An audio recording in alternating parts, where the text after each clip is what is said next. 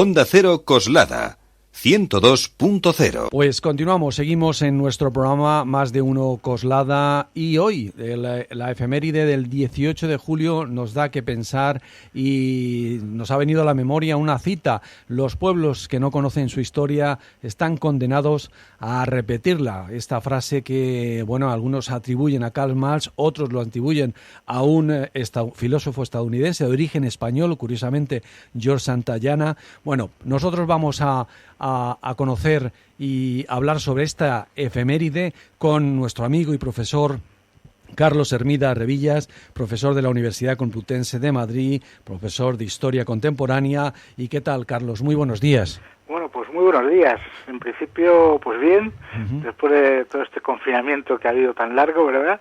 Sí. Y nada más, os agradezco muchísimo que me entrevistéis para hablar de esta fecha infausta, como fue el 18 de julio. Sí, porque, bueno, hay gente, Carlos, que trata de sacar causas, incluso históricas, para reivindicar, ya sabemos quiénes, lo que supuso el alzamiento nacional, que bueno, es el título que una vez que la dictadura se instauró, denominaron a este día, aunque realmente había que llamarlo golpe de Estado del 17-18, que fue un golpe de Estado fallido porque, de hecho, provocó la guerra civil, ¿verdad?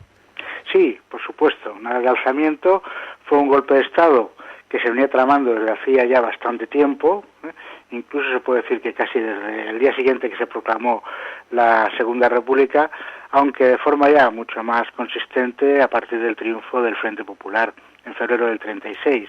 O sea, no hay ningún alzamiento, hay un golpe de Estado perfectamente planificado, y yo diría más, que casi las últimas tendencias historiográficas lo que apuntan es que los militares que sublevaron, con apoyo de la oligarquía financiera, de empresarios, etcétera, sabían que iba a haber una guerra civil. O sea, estaban a favor de una guerra y dispuestos a librarla, ¿no? Eso lo demuestra, por ejemplo, los contratos que se firman a primeros de julio del 36, que se firman con una empresa italiana de armas y en los que se adquieren aviones, aviones de combate. Quiere decir que para dar un golpe de Estado no hace falta aviación de guerra, ¿no? Y sin embargo, esto demostraría que se estaba buscando una guerra. En buena medida sabían que el golpe no iba a triunfar. Bueno, estás apuntando causas, te las iba a pedir, pero incluso hubo un intento inicial de golpe de Estado que fracasó, ¿verdad? Y que estaba implicado el propio general Franco. Sí, bueno, es el golpe del año 32 de Sanjurjo, básicamente, y bueno, que fracasó, y eso que hacía muy poco que se había proclamado la República. De tal manera que las fuerzas que habían dominado, las fuerzas sociales, económicas que habían dominado este país durante tanto tiempo, nunca aceptaron la República, nunca. Y eso que era un régimen reformista. Nunca fue la República Española, la Segunda República, un régimen revolucionario, ni mucho menos. Fue un régimen que aspiraba a hacer una serie de reformas en el país que eran absolutamente necesarias para nuestra modernización. La reforma eclesiástica, la reforma agraria, la reforma educativa, cosas que se habían hecho ya en otros países como Francia y que, bueno, debido a nuestra revolución burguesa tan peculiar, pues estaban pendientes. Y por tanto, Carlos, nos situamos febrero del 36, hay elecciones y convocadas y gana el denominado Frente Popular, bueno, así denominado, aunque no están muy de acuerdo incluso los propios participantes, que aúna las fuerzas de la izquierda prácticamente españolas y frente al otro frente o el frente antirrevolucionario, que es el Frente Nacional, donde están pues los conservadores, derechas, etcétera, y ganan el Frente Popular, además con mayoría. Pero no se llega a formar de alguna manera gobierno, digamos, oficial, sino que Manuel Azaña es el que asume la presidencia en funciones, ¿verdad? Sí, efectivamente. Son unas elecciones muy disputadas, pero que gana con claridad el Frente Popular. Digo esto porque han aparecido últimamente algunos libros, ¿no?, que ponen en duda la victoria de la izquierda en las elecciones. Bueno, no tiene ninguna base científica. El Frente Popular ganó por un margen estrecho, pero no hay ninguna duda. Y efectivamente ese Frente Popular formaba parte de toda la izquierda, menos los anarquistas, pero digamos, después del triunfo se forma un gobierno solamente con partidos republicanos de izquierda. Es decir, Izquierda Republicana y Unión Republicana. Y es un gobierno que va a ser presidido por, efectivamente, Manuel Azaña. Un gobierno al que se acusará, yo creo que con bastante razón, de no haber tomado medidas enérgicas contra un golpe que estaba en marcha y que se veía venir.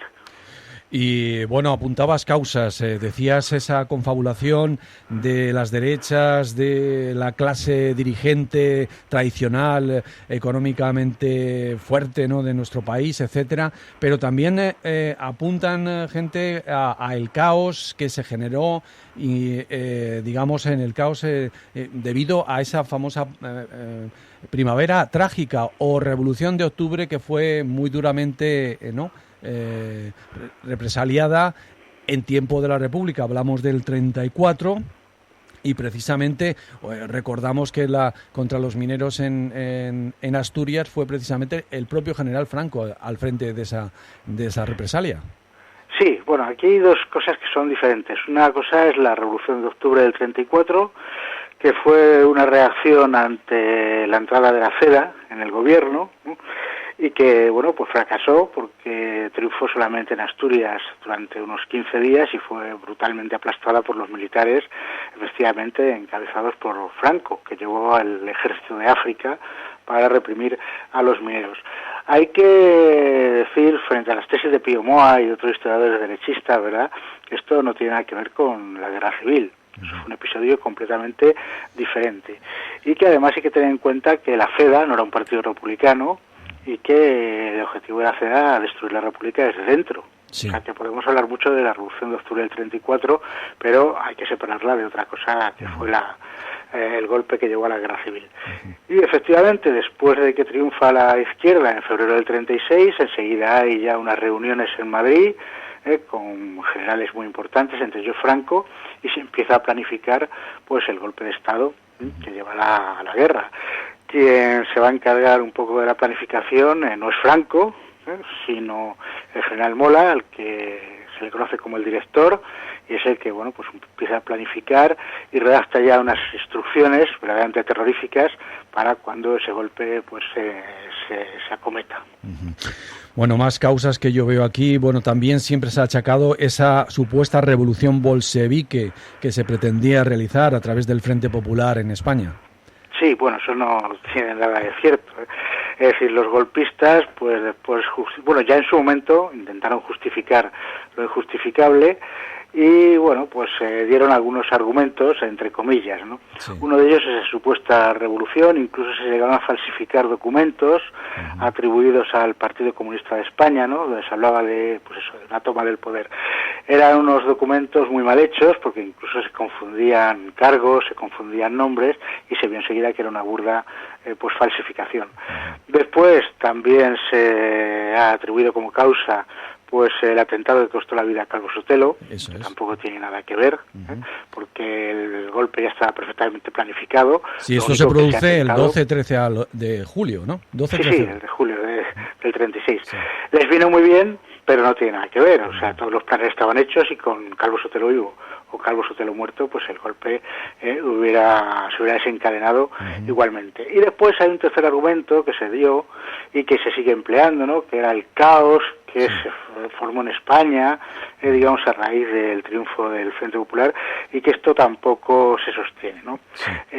Se invoca por parte de historiadores derechistas la cifra de muertes que había en las calles, de atentados, y bueno, hay historiadores muy cualificados que han hecho una cuantificación de esas víctimas, y la mayoría de personas que murieron entre febrero y julio del 36 eran personas de izquierdas, no de derechas. O sea que esa idea de que si eras de derecha y salías de casa, poco menos que te asesinaban, es absolutamente falso.